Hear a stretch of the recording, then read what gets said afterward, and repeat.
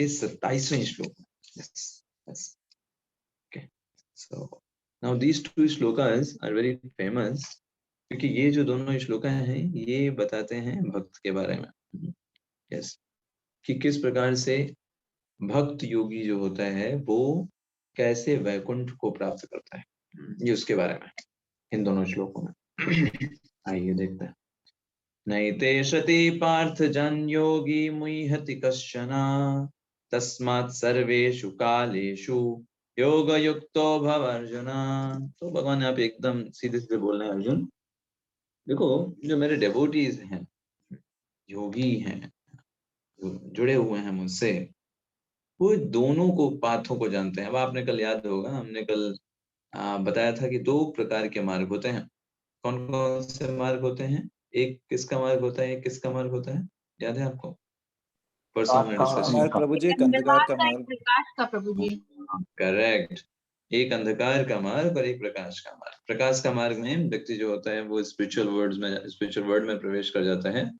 अंधकार के मार्ग का मतलब है कि बार बार वो इस भौतिक जगत में जन्म लेगा।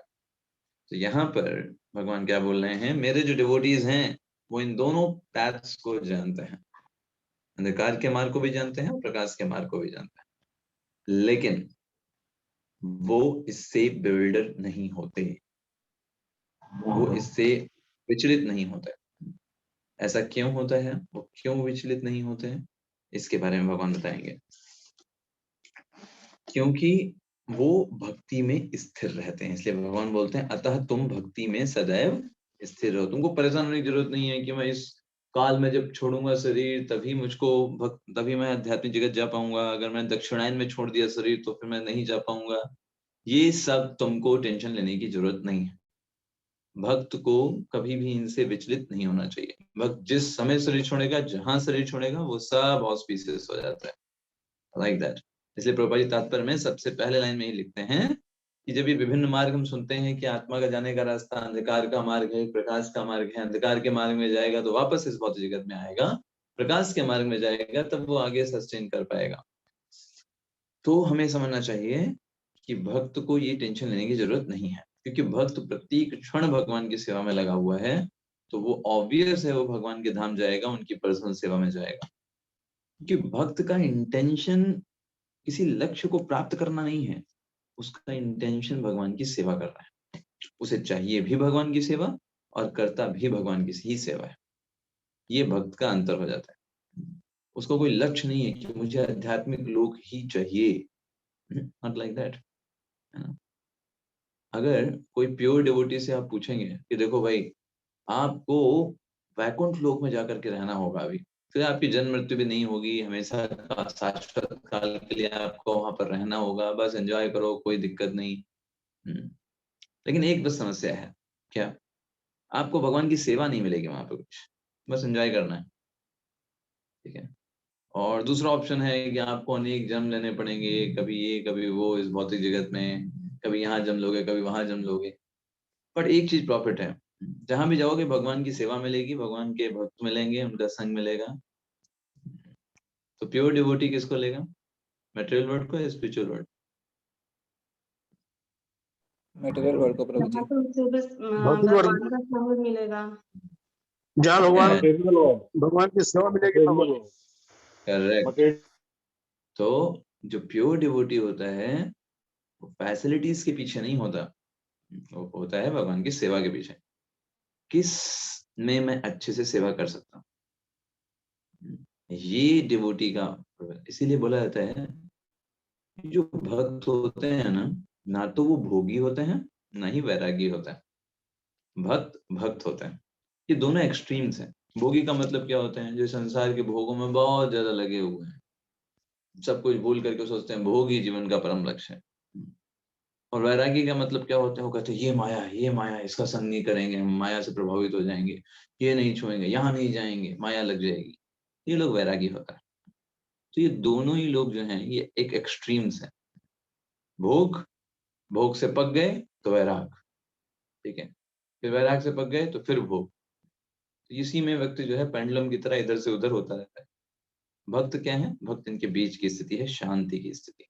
शांति की स्थिति का मतलब क्या होता है, वो उसी चीज का, चाहे वो भोग हो या वो वैराग हो, उसको तभी ग्रहण करेगा जब वो भक्ति के अनुकूल है। अगर कोई ऐसा वैराग्य है जिससे वो उसके अंदर अभिमान आ जा रहा है, तो ऐसे वैराग उसे नहीं चाहिए। कोई ऐसा भोग है जिससे भगवान की स्मृति भूल जा रही है, भगवान की सेवा छूट जा रही है, ऐसा भोग को भी वो नहीं चाहिए उसे, वो छोड़ देगा। वो चीजों को ग्रहण करेगा।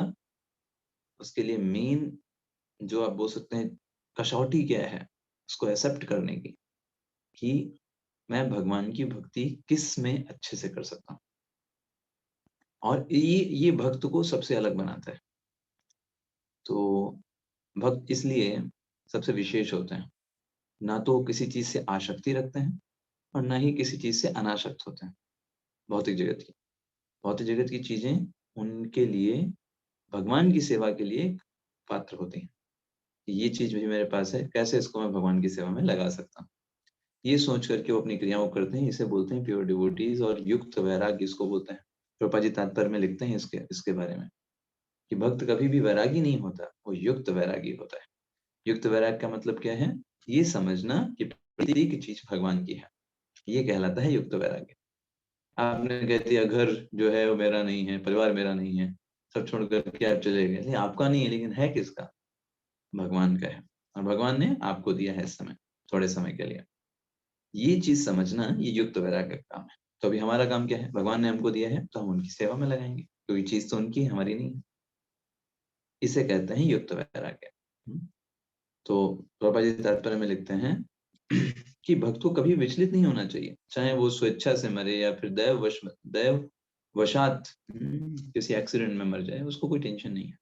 वो व्यक्ति, वो भक्त है, उसे पता है कि मैं सबसे अच्छा कार्य कर रहा हूँ, वो है भगवान की सेवा, भगवान का नाम जप, मैं कुत्तों का संग, भगवत गीता का पठन।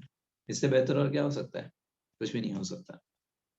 इसलिए मुझे इसके लिए कोई भी टेंशन लेने की जरूरत नहीं है। मुझे क्या करना चाहिए? फिर प्रभुपाद जी तात्पर्य में लिखते हैं, दृढ़ता पूर्वक स्थित होकर के, चाहे कोई भी सिचुएशन आ जाए, हर एक सिचुएशन में दृढ़ता पूर्वक स्थित रहकर, पहाड़ टूट पड़े दुखों का या सुखों की बौछार आ जाए, सब लोग आपको सपोर्ट करें, सब लोग आपको आपके पीछे हों, लेकिन हर एक परिस्थिति में दृढ़ता पूर्वक स्थित रह करके क्या करना है? प्रभुपाद जी क्या लिखते हैं? पढ़िए तात्पर्य में, दृढ़ता पूर्वक स्थित रह करके क्या करना चाहिए? हरे कृष्ण का जप करना है। करेक्ट।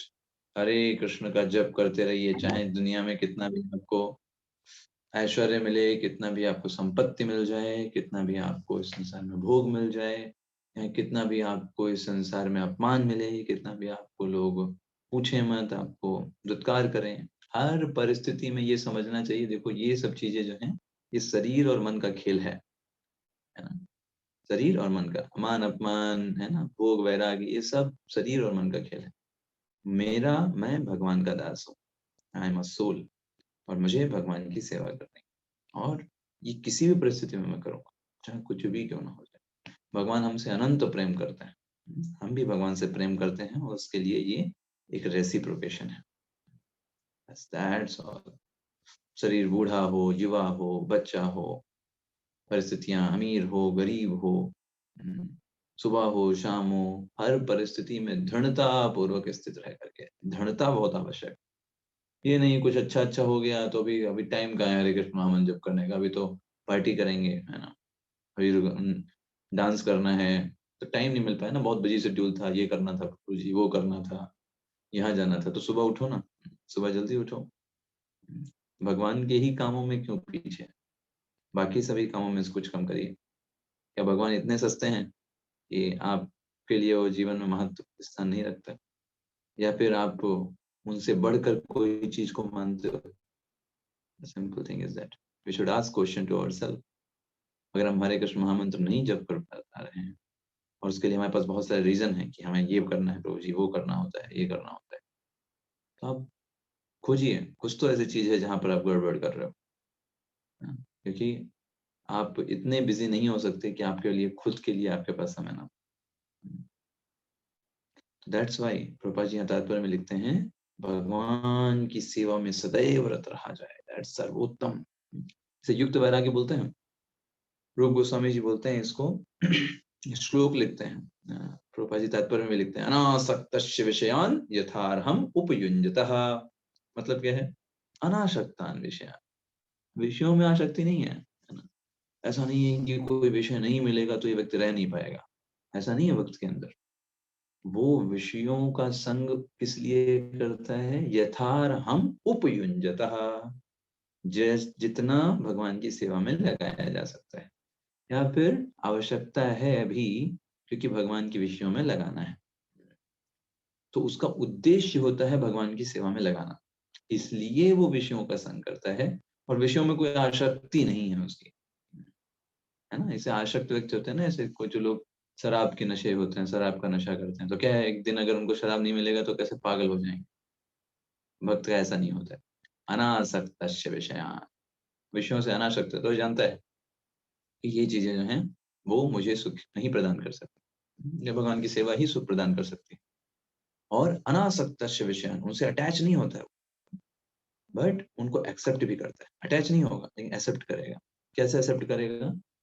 क्योंकि उनको भगवान की सेवा के रूप में देखेगा कि ये भगवान के प्रति मेरी सेवा है। अगर मैं इसको सेवा के तरीके से स्वीकार करूंगा तो मैं अच्छे से भगवान की सेवा पूरे जीवन भर कर पाऊँ।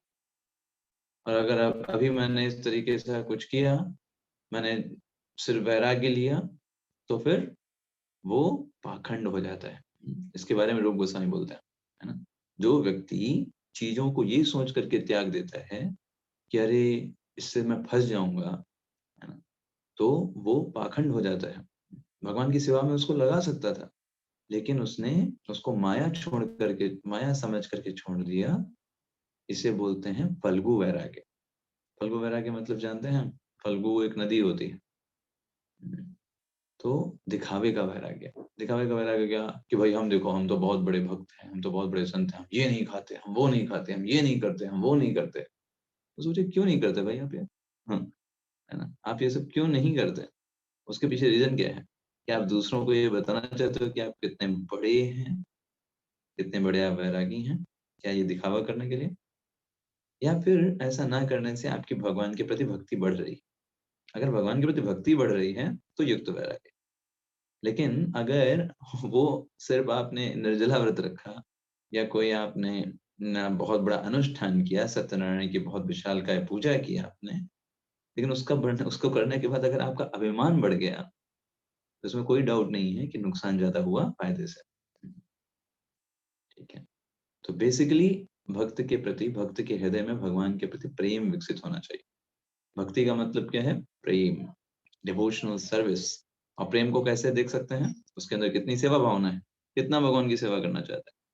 इसलिए भगवान छठे अध्याय के 15वें श्लोक में बोलते हैं कि एक व्यक्ति को युक्त रूप से कार्य करना चाहिए। हमारा उद्देश्य वैरागी बनना नहीं है, है ना? हमारा उद्देश्य है युक्त वैराग्य करना। युक्ताहार विहारस्य, बहुत फेमस श्लोक है भगवत गीता का, छठे अध्याय का 15वां श्लोक। कैसे एक योगी को रहना चाहिए?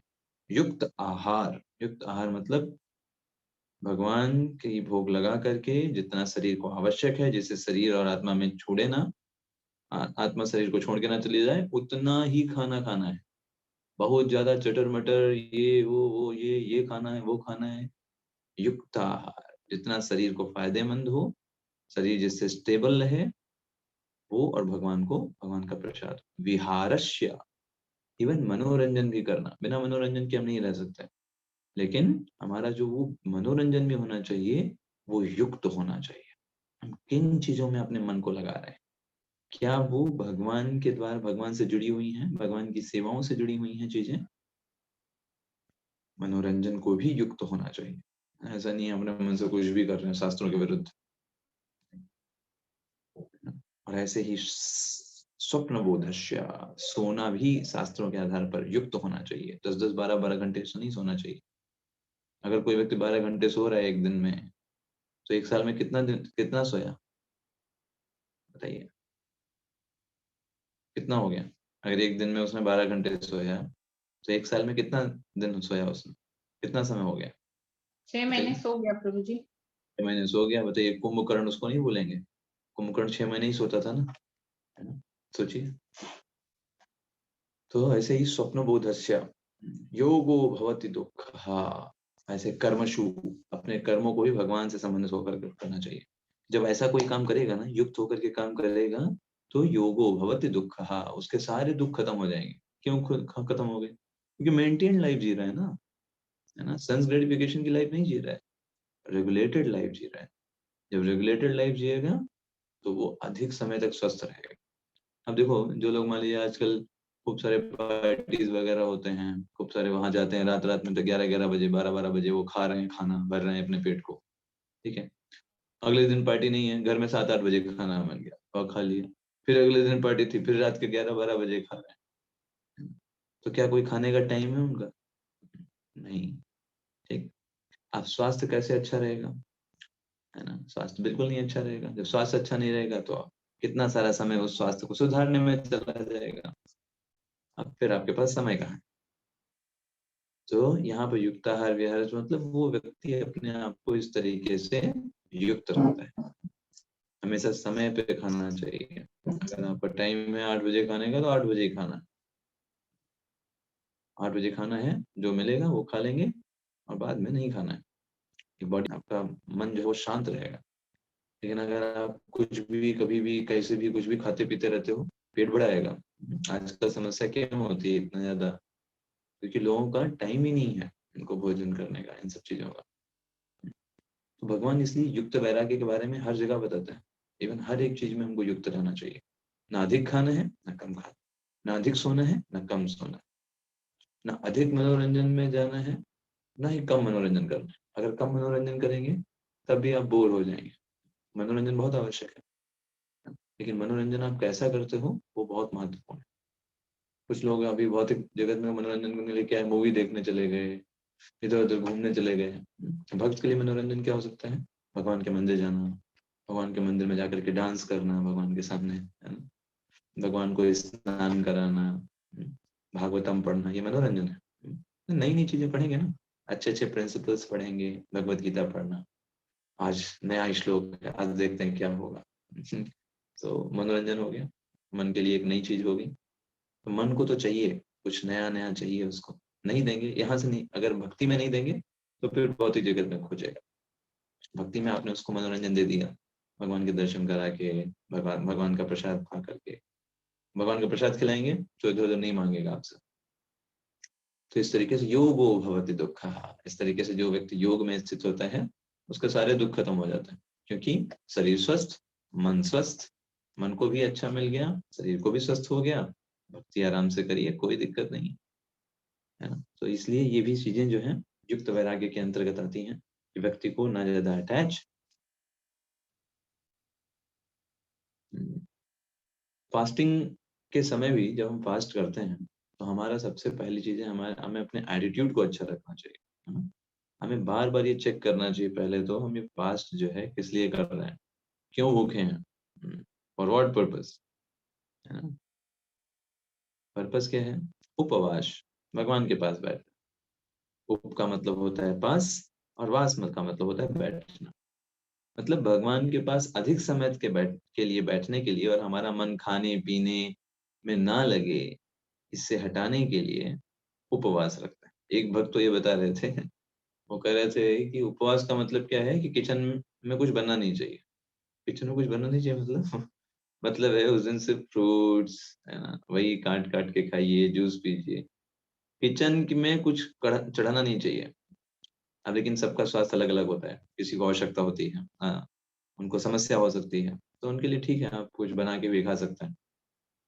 टाइमिंग्स की बात करें तो वही बात है, देखिए आप जितना अपने आप को फिक्स रखेंगे, बॉडी क्लॉक को जितना अच्छा रखेंगे, शरीर उतना अच्छा आपका कार्य करेगा। फास्ट में भी हमें टाइमिंग्स देख के ही रखना चाहिए। हम कम कर सकते हैं उस दिन, एक दिन से कुछ नहीं होगा। फास्ट का मतलब यही होता है, हम थोड़ा सा खाने पीने की चीजों से मन को हटा करके भगवान में अधिक से अधिक समय लगाएं। तो उपवास के लिए हम छोड़ सकते हैं, उसका कोई उपवास वैसे भी हम महीने में 2 बार करते हैं, तो भी आवश्यक है।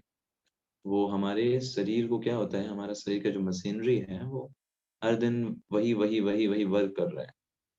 तो उसको एक दिन का गैप मिल जाता है, उसको कम लोड पड़ता है, तो उसको भी एक रीसेट बटन होता है ना, रीसेट करने से वापस से वो एक्टिव हो जाता है। वैसे ही हमारे शरीर को भी आवश्यकता होती है रिसेट होने की। तो इसको प्रभुपाद जी इसी तात्पर्य में समझाते हैं, इसलिए मैंने युक्त वैराग्य के ऊपर थोड़ा समय दिया आपको। युक्त वैराग्य का मतलब है कि विषयों का संग वो व्यक्ति करता है लेकिन आसक्त नहीं होता है। ऐसा नहीं कि वो चीज विषय नहीं मिलेगा तो वो पागल हो जाएगा या उसके बिना रह नहीं पाएगा, नॉट लाइक दैट। विषयों का संग करेगा ये सोच करके कि ये इस विषय को भी हम भगवान की सेवा में लगा सकते हैं, ये सोच करके, है ना। युक्त वैराग्य के नाम पर ढोंग नहीं करना चाहिए। युक्त, हम तो युक्त वैरागी हैं, हम तो सब कर रहे हैं। युक्त वैरागी के पहले वैरागी भी होना चाहिए एक सेंस में, आपके अंदर वैराग्य भी हो। ऐसा नहीं है कि सिर्फ बोलिए हम युक्त वैराग्य हैं, लेकिन बाद में आप जो हैं आसक्त हो जाए। आपको हमेशा चेक रहता है करना होगा। जैसे प्रभुपाद जी हमेशा, एक बार की बात है कि कई सारे लोग थे प्रभुपाद जी के साथ, उन्होंने प्रभुपाद जी को बिल्डिंग दिखाया, कहा प्रभुपाद जी देखिए कितना सुंदर महल बना हुआ है ना। सोचिए अगर ये महल आपके पास हो कितना अच्छा होगा। प्रभुपाद जी ने कहा बिल्कुल, ये महल अगर मेरे पास हो तो भगवान का सुंदर मंदिर बनाएंगे, खूब सारे भक्त आएंगे और खूब डांस करेंगे, खूब झमक के कीर्तन होगा और सभी प्रसाद पाएंगे। क्या आप इसको डोनेट करोगे मेरे लिए? तुरंत प्रभुपाद जी ने उसको डोनेशन में मांगा। ये डोनेशन में चाहिए हमको, हमें चाहिए बड़े बड़े महल। अब कोई बोले अरे इतने बड़े सन्यासी हैं, सन्यासी को ये सब महल से क्यों आसक्ति है? आसक्ति कोई नहीं है, भगवान की सेवा के लिए चाहिए। भगवान की सेवा अगर नहीं है हो रही है तो महल का कोई काम नहीं। प्रभुपाद जी हमेशा ही कहते थे फिर मैं तो पैदल चल सकता हूँ, मुझे कोई आवश्यकता नहीं है गाड़ियों की, एरोप्लेन्स की, लेकिन भगवान की सेवा के लिए प्रयोग कर रहा हूँ। अदरवाइज मैं इतना जल्दी कैसे पहुंच पाऊंगा कनाडा, अमेरिका? मुझे सालों लग जाएंगे पहुंचने में। आप खुद सोचो, अगर प्रभुपाद जी अमेरिका जा रहे हैं, अगर वो नहीं जाते कार्गो शिप में तो उनको बहुत समय लगता है अमेरिका पहुंचने। वो कहते नहीं हम तो सन्यासी हैं, है ना? हम क्यों जाएं, है ना?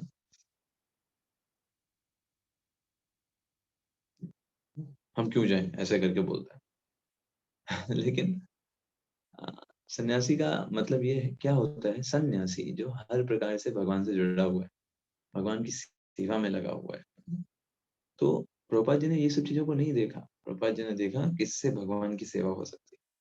अगर ये कार्गो शिप है मुझे जल्दी पहुंचा देगा, मैं क्यों पैदल जाऊं भाई, भगवान की सेवा में यूज करूंगा। वैसे मान लीजिए कोई बोले कि नहीं हम आधुनिक उपकरणों का प्रयोग नहीं करेंगे क्योंकि ये सब तो बाद में हुए, हम तो बस प्रकृति की चीजों का उपयोग करेंगे, भगवान ने जो हमको दिया है, हम भगवान के डिवोटी हैं।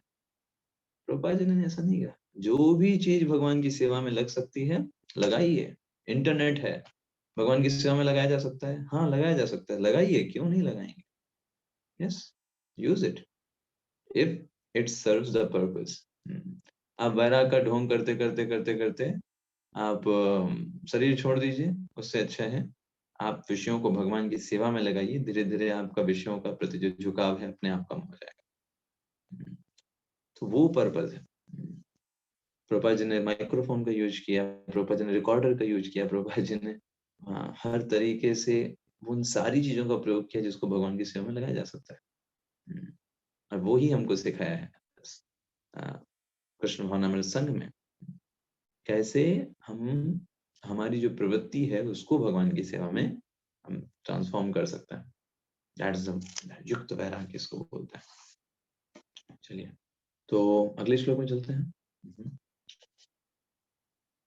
वेदेषु यज्ञेषु तपः चैव दानेषु यत् पुण्यफलं प्रदिष्टम् अत्येति तत्सर्वमिदं विदित्वा योगी परम स्थानमुपैति चाद्यम्। यस, विद्या माता जी पढ़िएगा अनुवाद। हरे कृष्णा प्रभु जी। हरे कृष्ण।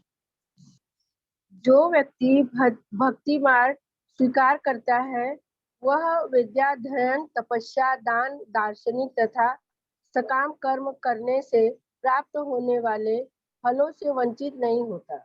वह मात्र भक्ति संपत्र करके इस समस्त फलों की प्राप्ति करता है और अंत में परम नित्य धाम को प्राप्त करता है। हरे कृष्ण। हरे कृष्ण।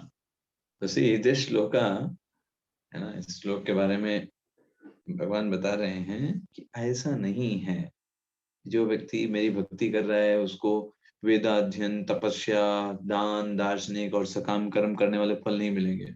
वो बस भगवान की भक्ति करेगा, उसको तो संसार में कुछ फल मिलेगा नहीं, ऐसा नहीं है। भगवान कहते हैं अगर वो मेरी भक्ति कर रहा है उसको ये सारे फल प्राप्त हों।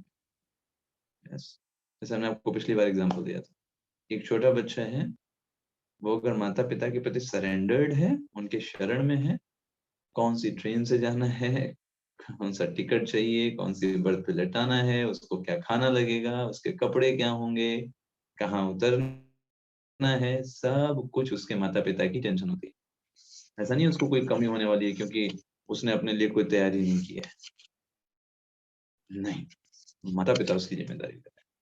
उसी प्रकार एक भक्त जो भगवान पर पूरी तरीके से निर्भर है। अब देखिए यहाँ पर शब्दों को समझिएगा, पूरी तरीके से निर्भर का मतलब ये नहीं सोचिए कि स्किप मेंटालिटी मत सोचिए कि हम तो कुछ करेंगे ही नहीं, भगवान सब हमारे लिए करें। Not like that. पूरी तरीके से निर्भर का मतलब है कि अपने कर्म, हमारी जिम्मेदारियों को पूरा करके फिर भगवान के ऊपर निर्भर है। जो रिजल्ट आएगा उसको स्वीकार करें। इट्स नॉट दैट कि हमको यही चाहिए, मैंने मेहनत किया तो मुझे यही ही मिलना चाहिए। ये होता है कर्मी मेंटालिटी। भक्त की मेंटालिटी क्या है, मैंने अपनी जिम्मेदारियों को पूरा अच्छे से निभाया, जितना अच्छे से मैं कर सकता था। अब जो फल है वो आपकी इच्छा है, आप चाहिए तो दीजिए, चाहिए तो मत दीजिए। अगर आप देंगे तो मैं उसका भी प्रयोग आपकी सेवा में करूंगा, अगर आप नहीं देंगे तो जो उसको भी मैं आपकी कृपा के रूप में स्वीकार करूंगा। ये सोचूंगा कि अगर ये मुझे फल मिलता, मेरे साथ मुझे अभिमान आ सकता था या मैं गलत मार्ग पर जा सकता था, इसीलिए आपने मेरी रक्षा के लिए मुझे फल नहीं दिया, मेरा शुद्धिकरण किया। ये एक भक्त की मेंटालिटी होती है, ऑलवेज पॉजिटिव, ऑलवेज। कोई भी सिचुएशन भक्त को निराश नहीं कर सकती। All the time is fixed in Krishna consciousness. Prabhupada ji इसको बार बार लिखते हैं, है ना, कि अगर उसको कुछ ऐसी चीज मिल जाती है कि वो बहुत अच्छी है तो उसको वो सोचता है अरे भगवान तो कितने दयालु हैं, कितने कृपालु हैं, भगवान ने मेरे जैसे तुच्छ भक्त को भी ऊपर भी कितना कृपा किया, है ना, और अपने आप को मुक्त किया, अपने मुझे भगवान की सेवा करने का मौका मिल रहा है, ये सब सोच करके, है ना। और दूसरी तरफ वो अगर कुछ उसके साथ बुरा होता है जो उसे अच्छा नहीं लगा तो सोचता है कि मेरे कुछ पास्ट जन्म के कुछ बहुत ही खराब कर्म रहे होंगे, क्योंकि मैं भगवान की भक्ति कर रहा हूँ तो भगवान ने उसे छोटा करके दिया है, या मुझको भक्ति में आगे बढ़ाने के लिए मैं थोड़ा भक्ति में ढीला पड़ गया था, है ना, तो भगवान ने थोड़ा कष्ट दे करके मेरी भक्ति को बढ़ाने के लिए ये मुझे कष्ट दिए। तो भगवान कितने दयालु हैं, वो भगवान में कभी बुरा नहीं देख सकता, जैसे माता अपने बच्चे में कभी बुरा नहीं देख सकती। उसी प्रकार से भक्त भगवान से इतना प्रेम करते हैं, कभी बुरा देख ही नहीं पाते, और एक्चुअली में बुरा होता भी नहीं, है ना। जो लोग बुरा देखते हैं भगवान में, अल्प बुद्धि के कारण देखते हैं, सोचते हैं भगवान ने गलत किया, लाइक दैट। तो यहाँ पर इसी चीज को समझाया गया है कि भगवान उनको सारे फल प्रदान कर देते हैं, जो दान करने से, तप करने से, पुण्य करने से, वो सारे फल वो भक्ति योगी जो है वो पा जाता है। प्रभुपाद जी इसके तात्पर्य में सबसे पहली लाइन लिखते हैं कि पूरे 7वें और 8वें अध्याय का ये जो श्लोक है ये उपसंहार है। उपसंहार का मतलब क्या होता है, निष्कर्ष है। निष्कर्ष मतलब 1 पॉइंट सोल्यूशन। क्या अगर हम भगवान की भक्ति कर रहे हैं, हम वो सारे योगों के फलों को प्राप्त करेंगे जो एक कर्म योगी प्राप्त करता है, एक अष्टांग योगी प्राप्त करता है, एक कर्मी व्यक्ति प्राप्त करता है, वो सब कुछ एक भक्त जो है वो प्राप्त कर लेता है सिंपल भगवान की भक्ति के माध्यम से। अब प्रभुपाद जी तात्पर्य में वर्णन करना प्रारंभ करते हैं चारों आश्रमों का। आप देखेंगे इस तात्पर्य में प्रभुपाद जी चारों आश्रमों का वर्णन करते हैं। सबसे पहले बताते हैं प्रभुपाद जी ब्रह्मचारी आश्रम के बारे में। ब्रह्मचारी आश्रम में एक व्यक्ति को जो छोटे पर से 5 साल की उम्र से 25 साल की उम्र तक एक आध्यात्मिक गुरु के निर्देशन में रहना चाहिए। उसको वहां पर बहुत सारी तपस्याएं करनी चाहिए, उसको ब्रह्मचर्य व्रत का पालन करना चाहिए, और उसको बहुत ही दास परक सेवाएं करनी चाहिए। झाड़ू लगाना, पोछा लगाना, राजा के परिवार में पैदा हुआ फिर भी आपको दास परक सेवाएं करनी, दास से भाव सीखना चाहिए। भिक्षा मांगने जाना चाहिए ताकि आपके अंदर विनम्रता डेवलप हो। बहुत बड़े आप सेठ के लड़के हैं फिर भी भिक्षा मांगने चाहिए, आप देखिए समाज में किस किस प्रकार के लोग रहते हैं, उनसे भिक्षा लीजिए, आपके अंदर विनम्रता आएगी। आप बाद में जब कभी भी कोई अच्छी पोस्ट पोजीशन पे जाएंगे तभी आपको याद रहेगा कि मैंने भिक्षा मांगी, और आपके अंदर वो विनम्रता हमेशा रहेगी, आप जमीन से जुड़ करके रहोगे। और साथ साथ में गुरु के आदेश पर ही भोजन करना। अगर गुरु ने नहीं बुलाया भोजन करने के लिए तो शिष्य नहीं खाएगा, अगर गुरु ने बुलाया ही नहीं। इस तरीके से इतना एक होता है ना, उसको क्या बोलते हैं हम, लॉयल्टी। लॉयलिटी, अगर गुरु ने कहेंगे तभी करेंगे वरना नहीं करेंगे। इस तरीके से वो एक 5 से 25 वर्ष की आयु तक है ना ब्रह्मचर्य व्रत का और इस तरीके की लॉयलिटी को, इस तरीके की तपस्या के द्वारा अपने शरीर को तपा करके एक चरित्रवान व्यक्ति बनता है ना। यही शिक्षा का उद्देश्य है कि, और इस तरीके से जब चरित्रवान व्यक्ति बनता है तब वो 25 साल के बाद प्रवेश करता है गृहस्थ जीवन। गृहस्थ जीवन में विवाह करता है ना, मैरिड लाइफ होती है, उसमें उसे अनेक प्रकार के कर्तव्यों का वहन करना होता है। और क्योंकि उसने 25 वर्ष तक इस ब्रह्मचर्य व्रत का बहुत अच्छे से पालन किया है, तो ये बहुत ऑब्वियस होता है कि वो गृहस्थ जीवन का निर्वहन बहुत कुशलतापूर्वक कर पाएगा। और इस कारण से उस मैरिड लाइफ में वो अनेक प्रकार के यज्ञ करता है। प्रभुपाद जी लिखते हैं गृहस्थ के रूप में अनेक यज्ञ होते हैं, और ये समय है ना, टाइम प्लेस सर्कमस्टेंसेस के आधार पर अनेक प्रकार के यज्ञ होते हैं। एक गृहस्थ की बहुत सारी ड्यूटीज होती हैं। उसको किस प्रकार से अतिथियों का सत्कार करना चाहिए, किस प्रकार से मित्रों का सत्कार करना चाहिए, किस किस प्रकार से उसको दान देना चाहिए, अगर नहीं देता है तो उसका दोष लगता है, किस किस प्रकार से उसको पितरों की पूजा करनी चाहिए, किस प्रकार से उसको तीनों आश्रमों को पालने का भार गृहस्थ के ऊपर रहता है। क्यों? क्योंकि गृहस्थ ही व्यक्ति सिर्फ कमाता है। ब्रह्मचारी कोई अर्जन नहीं करते, वानप्रस्थ कोई अर्जन नहीं करते, सन्यासी कोई भी अर्जन नहीं करते। सिर्फ एक आश्रम में व्यक्ति जो है उसको इजाजत है बाहर जाकर के धन संचय करने की या धन को इकट्ठा करके रखने की, वो है गृहस्थ जीवन। और इस गृहस्थ जीवन में ये रिस्पॉन्सिबिलिटी है कि इन तीनों आश्रमों के लोगों को वो पोषण प्रदान करे। Yes, that is a duty of गृहस्थ।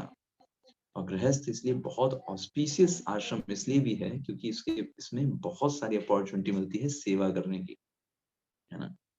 वो तीनों आश्रमों की सेवा करने का मौका गृहस्थ को प्राप्त होता है। इस तरीके से गृहस्थ जीवन में वो देश काल और पात्र के अनुसार दान देता है।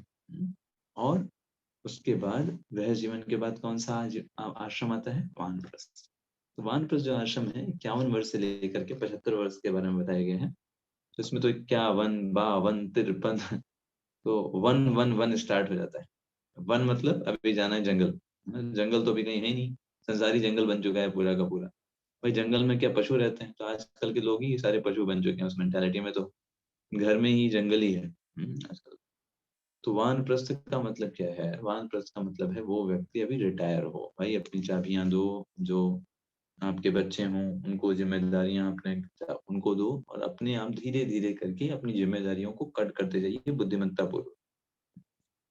क्योंकि आप देखिए होता है क्या है, 25 वर्ष तक व्यक्ति जब इतना ज्यादा वो गृहस्थ जीवन में सब जिम्मेदारियां उठाता है तो आसक्ति जो होती है बहुत तगड़ी बन जाती है उसकी, परिवार से, बच्चों से वो छूटती नहीं है जल्दी। अगर वो स्पिरिचुअल लाइफ में नहीं जिया है ना, उसने सुना नहीं है, चीजों को अच्छे से प्रैक्टिस नहीं किया है, वेरी डिफिकल्ट आसक्ति को छोड़ पाना, अपनी अथॉरिटी को छोड़ पाना। क्योंकि वो गृहस्थ जीवन में होता है अपने आप को राजा मानता है कि मैं जो कहूंगा वो चलेगा, मैंने ये बोला वो चलना चाहिए। लेकिन जब 50 वर्ष के बाद उसकी चीजें होना बंद हो जाती हैं, क्योंकि लोग बड़े हो जाते हैं, बच्चे बड़े हो जाते हैं, वो अपने हिसाब से काम करने लगते हैं, वो फ्रस्ट्रेट हो जाता है, वो पागल हो जाता है। इसलिए देखेंगे लोग बोलते हैं ना सठिया गए हैं। सठियाने का मतलब क्या होता है? सठियाने का मतलब यही होता है कि व्यक्ति की अभी इच्छाएं बहुत हैं और उसने अपने प्रॉपर तरीके से अनासक्त नहीं हुआ। अभी भी वो आसक्ति बांधा हुआ है कि मैं ही स्वामी रहूंगा, मेरी बात माननी चाहिए, मैं सबसे बुजुर्ग हूँ, मुझे सबसे पहले रखना चाहिए। ये सब चीजें उसके अंदर रह जाती। तो इसलिए व्यक्ति को बहुत ही चालाकी से, बहुत ही कुशलता पूर्वक जैसे ही उम्र आए अपने आप ही अलग हो जाना चाहिए। बाइज्जत बोलते हैं उसको। बाइज्जत अपने आप कहते हैं भाई ये हमारी चाबियां हैं, अभी हमारा काम पूरा हो गया, अभी हमको ये सब जिम्मेदारी नहीं चाहिए, अब तो हम भगवान का भजन करेंगे, वो हमारा था, अभी तो मजबूरी थी, गृह जीवन चल रहा था तो क्या किया जाए, जिम्मेदारी तो उठाना ही था, अभी हमारा हो गया दायित्व पूरा। अभी हमें अब भगवान की सेवा करना है, तो तुमको जो करना हो करो, हमें बस 2 टाइम खाना दे दीजिए, हम भगवान की सेवा करेंगे। तो इस तरीके से व्यक्ति को बुद्धिमत्ता पूर्वक काम लेना चाहिए। वही उन सब चीज़ों में मेरा क्यों नहीं हुआ, मुझे ये सम्मान मिलना चाहिए, मुझे ये मिलना चाहिए, वो मिलना चाहिए, इन सब चीज़ों में फालतू का नहीं पड़ना चाहिए, क्योंकि ज़्यादा समय आपके पास बचा होता नहीं। 50 साल हो गए, मतलब रेड लाइट जल गई है, कभी भी सिग्नल खुल जाएगा, लाइक दैट। तो व्यक्ति को धीरे धीरे करके ये चीज़ को डेवलप करना चाहिए। और इसके बाद 75 वर्ष जो है, 75 वर्ष से 100 वर्ष तक संन्यास आश्रम। कलयुग में तो वैसे अलाउ नहीं है संन्यास लेना, क्योंकि कलयुग में सन्यासी रह पाना बहुत मुश्किल है। लेकिन इस तरीके से एक प्रोसेस है 4 आश्रमों की। प्रभुपाद जी इसके बाद लिखते हैं, जो इस तरीके की चीजें करते हैं वो धीरे धीरे कुछ ना कुछ लोग तो स्वर्ग लोग जाते हैं, कुछ लोग अगर ज्यादा उन्नति कर गए तो वो उच्च लोकों में चले जाते हैं, निर्विशेष ब्रह्म ज्योति में चले जाते हैं, और कुछ लोग जो होते हैं भगवान कृष्ण के धाम जाते हैं। ये यथा माम प्रपद्यन्ते ताम तथैव भजामि। जो व्यक्ति की जिस प्रकार की चेतना होगी वो वहां जाता है। कभी कभी देखिए जो शब्द आता है ना, ब्रह्म ज्योति में चले गए, ब्रह्म में विलीन हो गए, आपने सुना होगा। तो एक्चुअली ऐसा कुछ होता नहीं है। ब्रह्म में विलीन होना, ब्रह्म ज्योति में समा जाना, ये ठीक वैसा ही समझिए जैसे आप अगर एयरपोर्ट पे खड़े हैं और आप एक वायुयान को देख रहे हैं और वो उड़ा और जाकर के बादलों में घुस गया, आपको क्या लगेगा? बादल में जाकर के वो विलीन हो गया। विलीन नहीं हुआ, उसका एग्जिस्टेंस अभी भी सेपरेट है। ऐसे ही जो आत्माएं, जो लोग निराकार ब्रह्म के उपासक हैं, ब्रह्म ज्योति के उपासक हैं, तो ये जो निराकार के उपासक है, ब्रह्म ज्योति के उपासक, ये लोग वहां पे जाते हैं और उस ब्रह्म ज्योति में जाकर के एकदम शांत हो जाते हैं। लेकिन वहां ठहर नहीं सकते, क्योंकि वहां पर हमेशा के लिए आप रह नहीं सकते, क्योंकि कोई एक्टिविटी नहीं है करने की। जैसे वायुयान जो होता है बादल में कितना देर रुकेगा, बाद में नीचे आना ही है ना। वैसे ही ये लोग जाते हैं, थोड़े समय तक वहां रुकते हैं, बिना एक्टिविटी के, कुछ नहीं मिलता है। आरुह्य कक्षेण पदम पदम ततः पतन्ति अधो अनादत युष्मद अंग्रहा, वापस लौट आते हैं संसार। ये होता है उनका कार्य, इसलिए वो अच्छा नहीं है, अच्छा नहीं माना जाता। अच्छा, ये क्वेश्चन भी आता है कि कैसे जो संन्यास आश्रम में क्या काम होता है। देखिए संन्यास आश्रम क्या है, वानप्रस्थ आश्रम में वो व्यक्ति जो है वो उसने त्याग नहीं किया होता है। इसका पत्नी का, वो पत्नी के साथ रह सकता है, कोई संबंध नहीं होता है उसका पत्नी के साथ वानप्रस्थ आश्रम में, लेकिन उसने त्याग नहीं किया, वो पत्नी से भोजन ले सकता है और सेवाएं ले सकता है।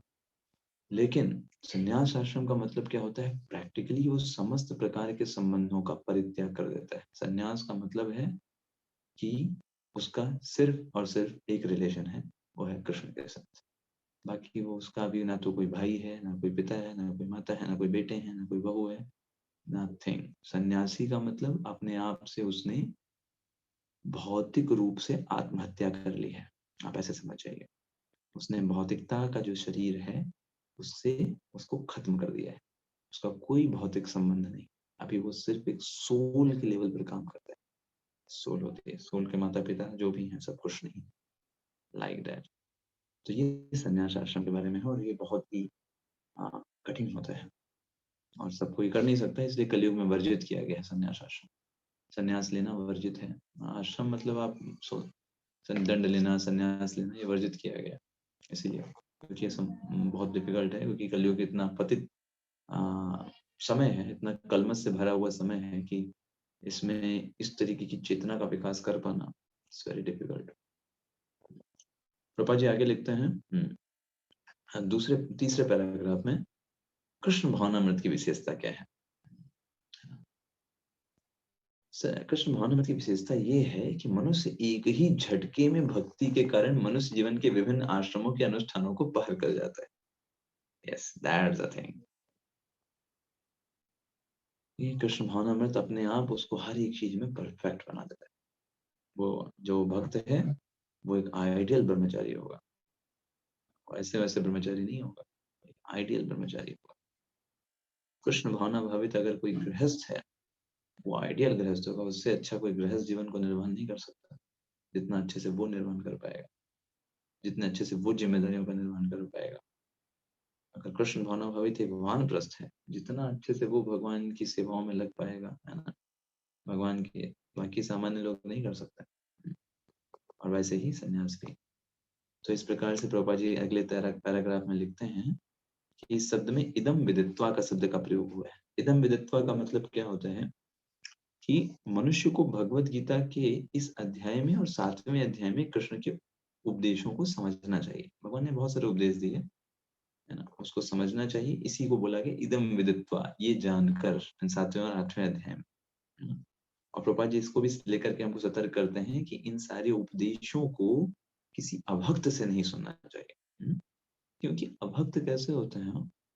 अब देखिए, भगवान कृष्ण के उपदेशों को सुनाएंगे, लेकिन भगवान कृष्ण को साइड में रख दें। वो कहेंगे उपदेश सुनो, भगवान को छोड़ो। तो इसीलिए बोला जाते हैं, शास्त्र बताते हैं कि दूध बहुत अच्छा है, लेकिन अगर उसको सांप ने डस लिया है उस दूध को, तो वो जहर बन जाता है। उसी प्रकार भगवत गीता के उपदेश ये अच्छे हैं, लेकिन अगर हम किसी अभक्त के माध्यम से सुनेंगे तो वो भक्ति को साइड में रख देगा, भगवान कृष्ण को साइड में रख देगा और सिर्फ फिलॉसफी की बातें करेगा कि इससे ये होगा, उससे वो होगा। प्रभुपाद जी इसलिए सतर्क करते हैं, वो बोलते हैं जिससे भगवत गीता में तनिक भी श्रद्धा नहीं है, ऐसे व्यक्ति को भगवत गीता समझनी चाहिए किसी भक्त से। जैसे मान लीजिए किसी को एकदम भी इंटरेस्ट नहीं भगवत गीता, तो उसको भक्त के माध्यम से समझना चाहिए, क्योंकि भक्त ही भगवत गीता को समझ पाएंगे। अब वही बात है ना, मान लीजिए आप किसी क्लास में गए, टीचर कोई कुछ नहीं पता है, तो वो क्या बताएगा आपको? इधर उधर की बातें करेगा आपसे, टाइम पास करेगा। उसको कोई नहीं पता है भगवत गीता में क्या है, भक्ति क्या है, भगवान कौन है, क्यों वो भगवान है। तो भक्त का मतलब क्या है? तो पूरा डेडिकेटेड है, जिसने अपने पूरे जीवन भगवान की सेवा में लगा के रखा। तो ऐसे व्यक्ति से जब आप सुनेंगे तो फिर आपको भक्त का मतलब, आपको भक्ति समझ में आएगा। अब इसमें प्रभुपाद जी सबसे लास्ट में बताते हैं वेरी इंपॉर्टेंट थिंग, इसके बाद हम एंड करेंगे। प्रभुपाद जी बताते हैं डिवोशनल सर्विस की प्रोसेस के बारे में। डिवोशनल सर्विस की जो प्रोसेस है, एक वैज्ञानिक प्रोसेस है, स्टेप बाय स्टेप वर्क होता है। तो सबसे पहला प्रभुपाद जी एक वाक्य लिखते हैं, उसके ऊपर हम फोकस भी करेंगे इसी में। यस, लास्ट पैराग्राफ में प्रभुपाद जी बोलते हैं, अध्याय चल रहा है 8वां, राइट। हाँ, प्रभा जी देखते हैं, लिखा है भक्त की संगति से भक्ति आती है। प्रभा जी लिखते हैं ये जननी है भक्ति की। कोई अगर आपसे पूछे कि आपको भक्ति कैसे प्राप्त हुई, आप ये नहीं बोल सकते पूर्व जन्म के कर्मों के कारण। No, not possible. पूर्व जन्म के कर्म कभी भक्ति पैदा नहीं कर सकते, उनके अंदर क्षमता नहीं। पूर्व जन्म के कर्म आपको अच्छे फल पैदा कर सकते हैं। आपको कुछ लॉटरी लग जाएगी, आपके साथ लोग अच्छा बिहेव करेंगे, आपको कोई चीज अच्छी लगेगी। भक्ति हमेशा भक्तों की अहेतु की कृपा के कारण होती है। कोई भक्त रहा होगा, उसने अहेतु की कृपा कर दिया, बिना किसी कारण के, उसके कारण से, उसकी संगति से भक्ति का उत्पन्न होता है, भक्ति लता बीज, है ना। यस, तो सबसे पहला जो प्रोसेस होता है, सबसे पहला स्टेप होता है भक्ति को प्राप्त करने का, उसे कहते हैं श्रद्धा और साधु संग। ये सबसे पहला होता है, श्रद्धा होना। व्यक्ति के अंदर थोड़ी सी फेथ होती है, हाँ कुछ तो भगवत गीता एक अच्छी चीज है, मुझे भगवत गीता पढ़ना चाहिए किसी भक्त से, ये होता है उसके अंदर। और वो भक्त के माध्यम से सुने, यही श्रद्धा है। ये प्रभुपाद जी ने सबसे पहले बताया। और उस कारण से साधु संग करेगा। श्रद्धा होगी तभी साधु संग करेगा। अगर वो भगवत गीता को श्रद्धा ही नहीं तो क्यों सुना जाएगा भक्त से? तो पहला स्टेप श्रद्धा, दूसरा स्टेप साधु संग। श्रद्धा के कारण साधु का संग किया, उससे भगवान के बारे में, भक्ति के बारे में श्रवण किया, अध्ययन किया, समझा भक्ति के बारे में, उसको समझा कैसे भक्ति जो है वो भोग और वैराग्य दोनों से अलग है। दोनों को समाहित करते हुए भगवान की सेवा में लगाने को भक्ति कहते हैं, है ना। फिर तीसरा स्टेप चालू होता है, दैट इज भजन क्रिया। यस, जो साधु संग के बारे माध्यम से उसको समझ में आएगा कि हमें क्या करना है। भजन क्रिया मतलब भगवान का स्मरण करना है, भगवान के नामों का जप करना है, इस तरीके से भगवत गीता पढ़ना है। तो वो भजन क्रिया को स्टार्ट करता है, नाम जप करने लगता है, हरे कृष्ण कृष्ण कृष्ण हरे हरे, हरे राम राम राम हरे हरे। भगवत गीता पढ़ना, भागवतम पढ़ना, क्लासेस आना, ये इसका भजन क्रिया प्रारंभ हो गया। और जब भजन क्रिया स्टार्ट किया उसने तो चौथा स्टेप आता है अनर्थ निवृत्ति।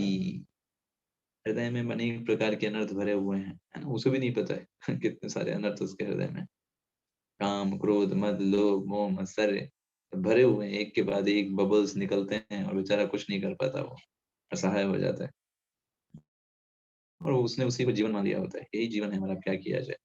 लेकिन भजन क्रिया के माध्यम से उसके एक एक अनर्थ जो होते हैं धुलने लगता है। जितना अच्छे से भजन क्रिया को फॉलो करेंगे, जितना अच्छे से साधना करेंगे, अपने आप को अब शुद्ध होता पाएंगे। धीरे धीरे उसके अंदर से सारी मिसगिविंग्स होती हैं चली जाती है, और जब ये अनर्थ निवृत्ति हो जाती है तो पांचवा स्टेप आता है निष्ठा।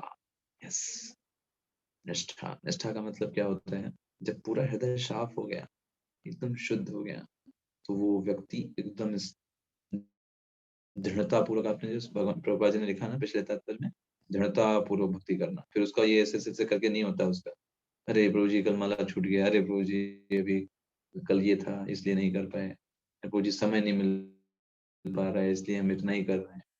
ये सब उसका नहीं होता, उसके पास कोई बहाने नहीं होते, इसको साफ साफ दिखाई देता है। काम क्रोध मद लोभ के चलते जो ढक गया था ज्ञान, वो सब साफ होने के कारण उसको साफ दिखाई देता है, मेरे जीवन का लक्ष्य भगवान श्री कृष्ण है, मनुष्य जीवन का लक्ष्य भगवान श्री कृष्ण का प्रेम प्राप्त करना है, क्यों ना करूं उनके लिए।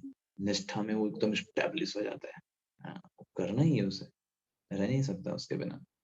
और जब इस तरीके से स्टैब्लिश होता है, छठा स्टेप आता है रुचि। रुचि का मतलब होता है उसको आनंद मिलने लगता है भगवत गीता पढ़ेगा, क्या भगवान ने कितना सुंदर लिखा है, रिलीज करता है उसको। जैसे मान लीजिए कोई आपके सामने गाजर का एकदम काजू बादाम पिस्ता लेकर के हलवा लेकर के आ जाए, गाजर का हलवा है ना, एकदम, और आपको बहुत तेज भूख लगी हो, तो कैसे खाओगे? अब क्या करें, मजबूरी इसलिए खाना पड़ रहा है, ये बोलोगे? या बोलोगे अरे लाओ भाई जितना जितना दे सकते हो दो, हमें बहुत तेज भूख लगी है तो ऐसे ही जब वो भगवत गीता को देखता है, भागवतम को देखता है, भगवान की क्लासेस को देखता है, वो ऐसे करके रुचि लेता है। जैसे गाजर का हलवा कोई खाए, रसगुल्ला कोई खाए, पनीर की सब्जी कोई खाए, तो आदमी दौड़ करके खाना चाहता है। वैसे रुचि के कारण वो भागता है भगवान की सेवाओं के प्रति, वो कहता है ये तो मेरे लिए। देखिए निष्ठा में वो व्यक्ति स्टैब्लिश हो गया, रुचि में उसके अंदर खुद जो है वो भाव आ रहा है कि मुझे करना है, ये बहुत आनंद मुझे मिल रहा है इनसे। और रुचि के बाद जो अगला स्टेप आता है, सातवां स्टेप, वो होता है आसक्ति। आसक्ति में क्या होता है, वो व्यक्ति हमेशा आसक्त हो जाता है। रुचि और आसक्ति में मतलब अंतर क्या है, रुचि की स्टेज में क्या है, उसको आनंद आ रहा है, कभी नहीं भी मिला तो कोई बात नहीं, ये रुचि है। ऐसे मान लीजिए गाजर का हलवा है, आपको रुचि है, किसी दिन नहीं भी मिला ठीक है, कल फिर ले लेंगे, रुचि की स्टेज में। आसक्ति की स्टेज में क्या होता है, आज भी चाहिए, आसक्त हो जाता है। जैसे एक व्यक्ति होता है ना, शराब का आदी हो गया, नहीं रह सकता शराब के बिना, वो तड़पेगा वो। ऐसे ही आसक्ति की स्टेज में वो हमेशा कृष्णा कॉन्शियसनेस में ही रहना चाहता है, वो उसके अलावा और कहीं सोच भी नहीं सकता है किसी तरीके से कि वो और उसके अंदर कोई और मेंटालिटी है उस स्टेज में। और उसके बाद आठवां स्टेज आता है भाव का स्टेज। तो भाव के स्टेज में वो व्यक्ति एक तरीके से पागल हो जाता है, कभी भी नाचने लगेगा, कभी भी कुछ भी गाने लगेगा, कभी भी उसके शरीर से अश्रुपात होने लगेगा, रोमांच पुलकित हो जाएंगे भगवान का स्मरण करके, वो स्टेज आएगा, वो होता है भाव का स्टेज। और सबसे लास्ट में स्टेज आता है, आखिरी स्टेज जो हम कहते हैं जीवन का अभीष्ट लक्ष्य है, कृष्ण प्रेम। ये नवी स्टेज है, नवधा भक्ति, कृष्ण प्रेम प्राप्त करना। कृष्ण प्रेम में मतलब क्या होता है, वो व्यक्ति गोलोक वृंदावन पहुंच जाता है। यस, भगवान स्वयं उसको लेने आते हैं, अपना दर्शन देते हैं, प्रेम का आदान प्रदान होता है। जिस भाव में, जिस स्थिति में वो भगवान को प्राप्त करना चाहता है, ग्वाल बाल के रूप में, गोपियों के रूप में, या फिर वात्सल्य रस के रूप में, सख्य रस के रूप में, जिस रस में उसने भगवान का पूजन किया होता है, उस रस में उसे भगवान की प्राप्ति होती है। Yes, so that is a navadha bhakti, step wise इंक्रीजन है। तो अभी हमारा तो है भजन क्रिया चल रहा है, हम भजन क्रिया पर हैं, करेक्ट, बिल्कुल भजन क्रिया पर हैं। और अनर्थ निवृत्ति भी साथ साथ में चालू है भजन क्रिया के कारण। तो अभी हम पे डिपेंड करता है कि हमें कितना जल्दी अनर्थ निवृत्ति करनी। जितना भजन क्रिया ढीले रहेगी अनर्थ निवृत्ति भी उतना आराम से हो गई। ये कुछ 10-12 जन्म या फिर 10-12 हजार जन्म, it depends on our speed, हम कितने अच्छे से भजन करते हैं। बस चलो काटना है, हरे कृष्ण कृष्ण कृष्ण हरे राम राम राम हरे हरे, चलो हो गया टांगो, चलो अपना काम में लग जाओ, है ना। ये करना है। या फिर उसको सिंसियरली नहीं मन लग रहा है फिर भी भगवान को प्रार्थना करके, भगवान मेरा मन नहीं लग रहा है, आप इसको लगाइए, इसमें मुझे रस नहीं मिल रहा है, आप दीजिए रस। आप इस तरीके से आपकी सेवा के लिए कर रहे हैं, भगवान से प्रे करना, उनको उसको अच्छे से करना कि आप सिंसियर हैं। देखिए कोई भी संबंध हो ना, आपको शो करना पड़ेगा कि आप जो है उस संबंध को चाहते हैं, सीरियस होना पड़ेगा। अगर आप सीरियस नहीं है तो फिर वो संबंध टिकता नहीं है, सिंपल। वैसे ही जब भगवान के साथ हम संबंध है हमारा, तो हमें भगवान को एक्सप्रेस करना पड़ेगा, भगवान I want you, I need you. हम भगवान के लिए समय निकालें, उनको प्रेफरेंस दें, हमारे एक्टिविटी से दिखना चाहिए कि हम भक्त हैं। कोई देखे तो उसे समझ में आ जाना चाहिए भक्त है, भगवान को आप सबसे आगे रखते हैं। तो ये चीज होना चाहिए, तब हम अपने आप को भक्त कहला सकते हैं, कह सकते हैं।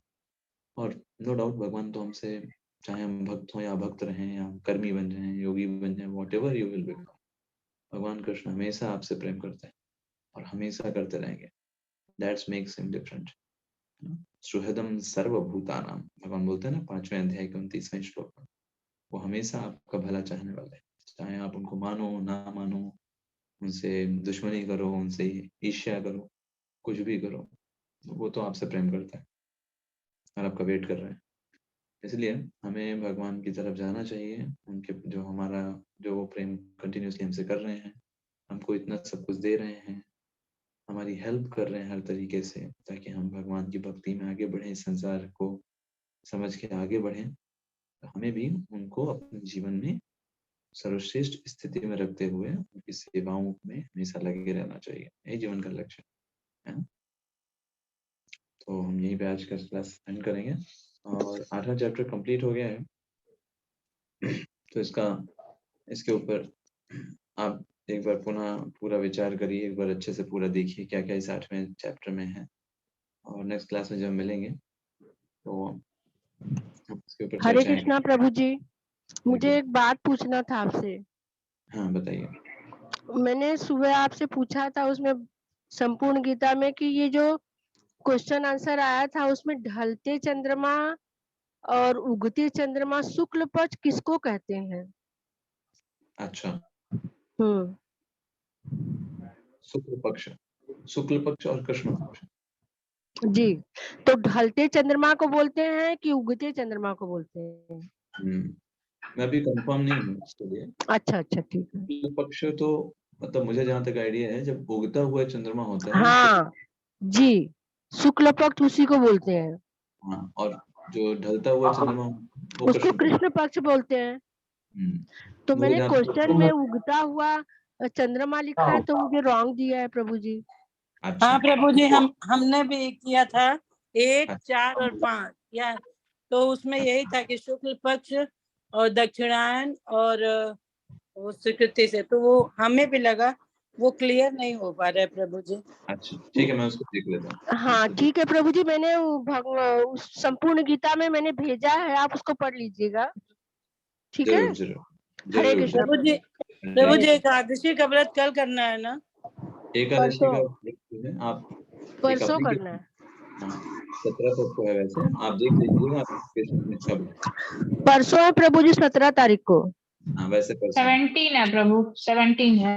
वैसे परसों ही है।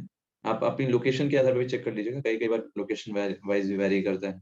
हरे कृष्ण प्रभु जी। हरे कृष्ण हरे कृष्ण। हरे कृष्णा प्रभु जी। हरे कृष्णा प्रभु जी, दंडवत प्रणाम। हरे कृष्णा प्रभु जी। हरे कृष्णा प्रभु जी। हरे कृष्णा प्रभु जी, दंडवत प्रणाम।